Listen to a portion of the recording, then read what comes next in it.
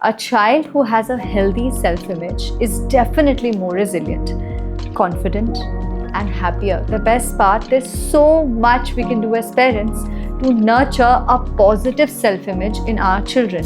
Children learn far more from what we do than what we say. When they see us being kind to ourselves, speaking positively about our bodies, trying new things, and handling our own mistakes with grace, they learn to do the same. Hi parents, welcome back to my channel. I'm Ankita and I'm so grateful that you're here today. If you're new, let me tell you a little bit about myself. I blend Montessori principles, neuroscience research, music, and positive parenting to help you follow your amazing child from day one to forever. Today, we're talking about something that shapes your child's entire life, their self-image. The way children see themselves affects everything from their friendship, their willingness to trying anything new, how they handle challenges, and so on. A child who has a healthy self-image is definitely more resilient, confident, and happier. The best part, there's so much we can do as parents to nurture a positive self-image in our children. And it doesn't require special training, expensive programs. It's just going to need intentional, everyday interactions. Children begin forming their self-image from their earliest days. They're constantly gathering information. Am I worthy of attention? Can I affect my world? Am I capable? Am I needed? Am I loved? And they look to the important adults in their lives for those answers. That's why what we say and do matters so much. Let's start with language. The words we use have incredible power. Children literally use our words to build their inner voice. When we regularly tell them, "You're so helpful, I noticed how hard you worked on that," children begin to see themselves as helpful and hardworking. One simple but powerful shift is to use specific praise rather than general compliments. Instead of "good job," try "I noticed you kept trying even when that puzzle was difficult."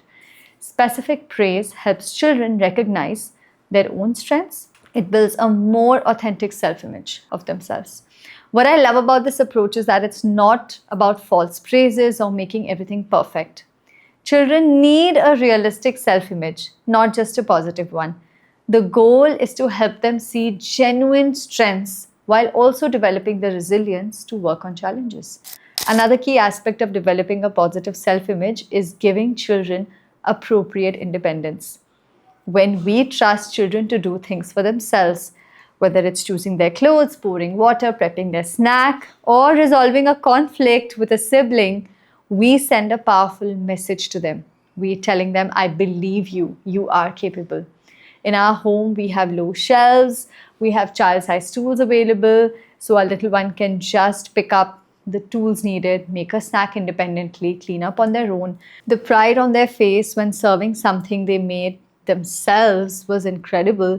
These small moments of mastery build a sense of "I can do things" that becomes core to their self-image.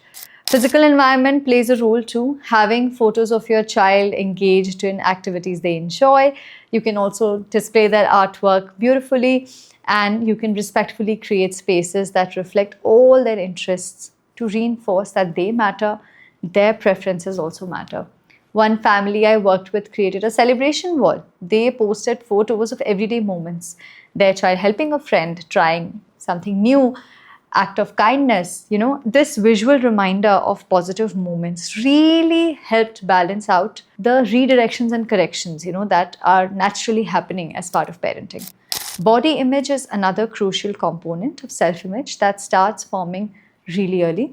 Research shows that children who are as young as 3 can express negative body image concerns. We can help them by focusing on what bodies do rather than how bodies look. For example, "Your strong legs help you climb so high today. Your fingers are so skilled at building those tiny blocks." When children see their bodies as instruments for exploration and joy rather than objects to be evaluated, they develop a healthier relationship with themselves. Let's talk about one of the most powerful tools we have: adult role modeling.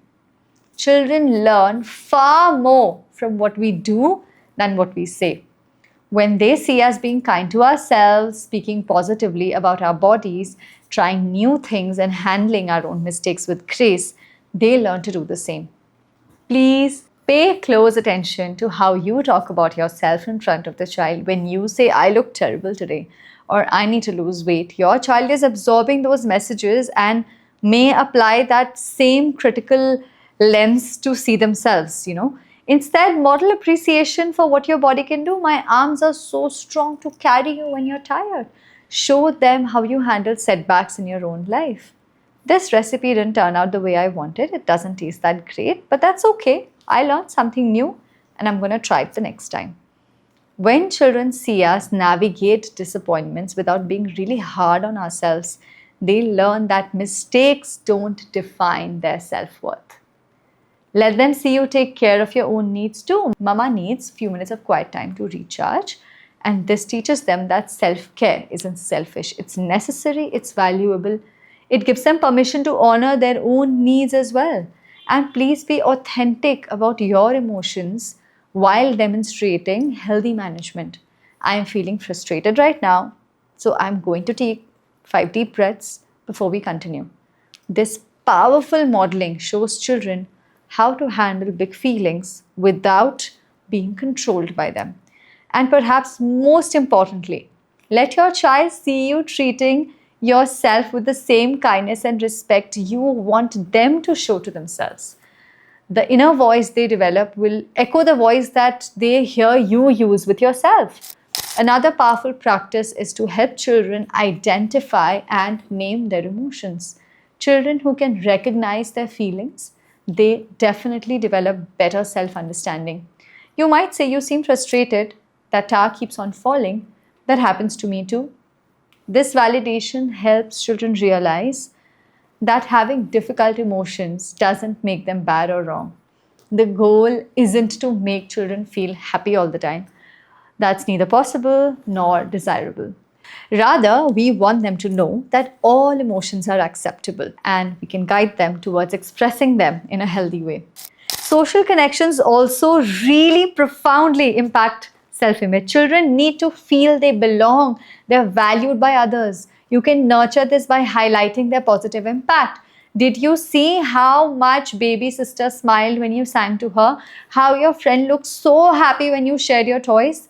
These observations help children see themselves as valuable members of their family and social circles. Over time, of course, this will help their sense of belongingness become stronger and become a part of their self-image. Now let's talk about one of the most powerful influences on a child's self-image, how they handle mistakes and challenges. Many children develop the harmful belief that mistakes means they are not smart or capable. We can shift this by normalizing mistakes. And in our home, we started sharing our own mistakes at one-on-one connection time or dinner time. I made a mistake today at work. I had to start all over again. Or I forgot to do a certain chore and then I had to come back home and it was messy. These conversations show children that everyone makes mistakes and it's okay to make mistakes, right?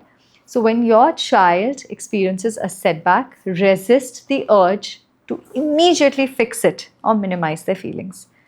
You can acknowledge the challenge. You can express your confidence in their ability to handle it. That's really disappointing. I know you'll figure out what to do next. This approach builds both emotional resilience and problem-solving skills. Children learn that difficulties don't define them. Their response to those difficulties does. Another key aspect of healthy self-image is helping children develop an internal sense of worth that is not dependent on external achievements. It's natural to celebrate accomplishments, I know, but we want to be careful not to create the impression that our love or approval is conditional on their performance. Simple phrases like, I love watching you play soccer, rather than I love when you win at soccer can make a huge difference. The first one celebrates their engagement, and the second one is tying your approval to their performance. For children who are naturally aligned to perfection, this distinction is especially important. They need to hear repeatedly, their worth isn't tied to achievement. You might say, I love you just as much if you never scored a goal or you never got an A on your test. I love you no matter what. It does not depend on what you accomplish. Social media also affects how children see themselves. Be thoughtful about the books, the shows, the content your child is engaging with if they're allowed screen time. Do they show diverse characters with different strengths, or do they portray mistakes as opportunities or failures? Do they really celebrate various body types, abilities, family structures? So be mindful. And when you notice negative messages that your child might be getting from different sources, use them as teaching opportunities. That character said, only thin people can be beautiful. Do you think that's true? Who do we know that's beautiful in different ways? Yeah. These conversations help children develop critical thinking skills that protect their self-image from really harmful, culturally, defined messages. Another practice that builds positive self-image is encouraging children to help others. When children contribute, it could just be by feeding animals around, helping somebody in their home, any kind of group activity. They experience themselves as capable and valuable. One family I know has their children choose one way each week to help someone outside their immediate family. And these experiences of giving help children see themselves as people who make a positive difference in the world. Let's talk about the power of family stories and how they shape self-image. The narratives we create about our children and share with others become a part of how they see themselves. When we repeatedly tell stories that emphasize their strengths, remember how persistent you were when you were learning how to ride a bike? Remember how hard it was for you, but you tried those vegetables? These qualities then become a part of their identity. Be mindful of the stories you tell about your child in their presence. When they overhear you telling their grandparent, she's always been a little cautious one, or she never sits still. They are obviously absorbing these messages and they start to begin that. That's the truth, right? Instead, try to tell stories that talk about growth. She's becoming more comfortable with trying new foods. He's developing strategies to focus when something is important. And another crucial aspect of building healthy self-image is respecting children's boundaries, teaching them to respect others' boundaries. So when we honor a child's no about physical affection or their desire for privacy, we communicate that their feelings and body autonomy also matters. This respect translates into self-respect when they grow up. A child who knows their boundaries deserve respect is less vulnerable to peer pressure, and they will make better choices aligned with their value system. Now let's talk about comparison, because it is one of the biggest threats to positive self-image. When children hear, why can't you be quiet like your brother, or your cousin already knows how to read, they receive the message that they're not measuring up. Even positive comparisons like you're the best player on your team can create pressure and insecurity. Instead, help your child focus on their own growth. You're reading more fluently than you were last month. Or I notice you're really improving your, tennis skills. This focus on personal progress rather than comparison. It builds a more stable self-image, and it really is not dependent on being better than other people. And what about when children face real challenges or limitations? It could be a learning disability, a physical challenge, simply an area where they really struggle. We just want to acknowledge reality while maintaining a positive overall self-image. The key is to help children see challenges as just one part of who they are. Challenges don't define their entire characteristic as a person. You can say reading is hard for you, than for some children. You're also incredibly kind. Everyone has different strengths and challenges, is something you could say. This balanced perspective helps children develop accuracy in their self-image without becoming defined by their difficulties. So let's talk about some daily habits that reinforce positive self-image. You can start and end the day with connection. That's the most powerful pillar. A warm greeting in the morning and appreciation at bedtime. It's perfect, telling your child that they're valued just for being themselves is what they need. You can notice and comment on effort rather than result. You worked so hard on that project rather than this came out so well. so they understand that, persistence is more important, not the outcome. And give your child some meaningful responsibilities that contribute to your family. Being needed builds a sense of capability and belonging. Create regular one-on-one time where your child directs the activity. This focused attention communicates that they are worthy of your time and their interest matters. And speak about your child positively to others when they can hear you.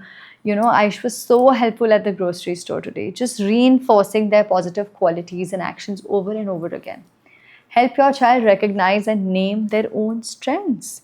What do you think helped you solve that problem on your own? Just get them to think about it, encourage self reflection. Remember that building a healthy self image is a long term process.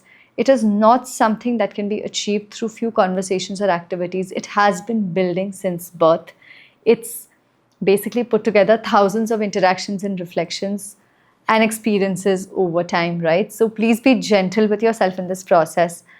None of us are going to get it right all the time. What really matters is the overall pattern of our interactions, not just a single moment. Yeah.